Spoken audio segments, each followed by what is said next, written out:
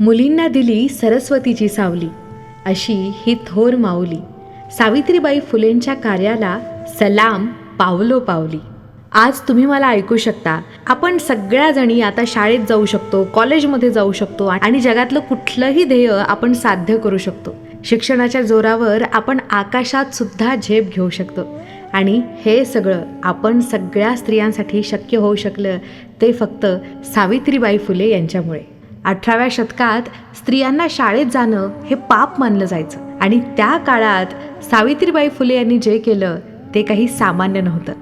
त्या शाळेत जाताना लोक त्यांच्यावर दगडफेक करायचे, त्यांच्या अंगावर शेण फेकायचे.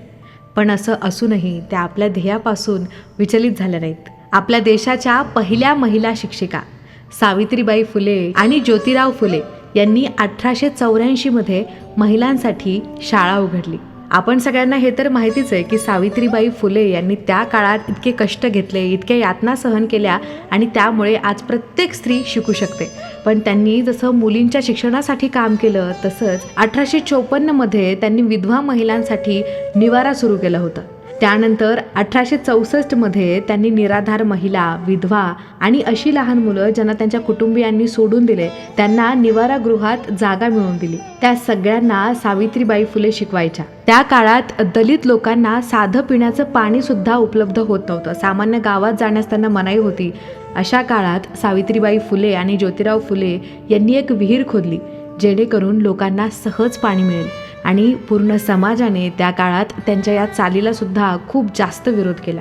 त्या काळात फक्त शिक्षण किंवा विधवा निराधार महिलांसाठीच नाही तर समाजात समानता आणावी यासाठी सावित्रीबाई फुलेंनी सत्यशोधक विवाहाची प्रथा सुरू केली, ज्यामध्ये पती पत्नीला शिक्षण आणि समानतेची शपथ देण्यात यायची. 1852 ब्रिटिश सरकारने सावित्रीबाई फुले यांना राज्यातला सर्वोत्तम शिक्षक म्हणून घोषित केलं होतं आणि शिक्षण क्षेत्रात केलेल्या कामाबद्दल सरकारने त्यांचं कौतुकही केलं होतं.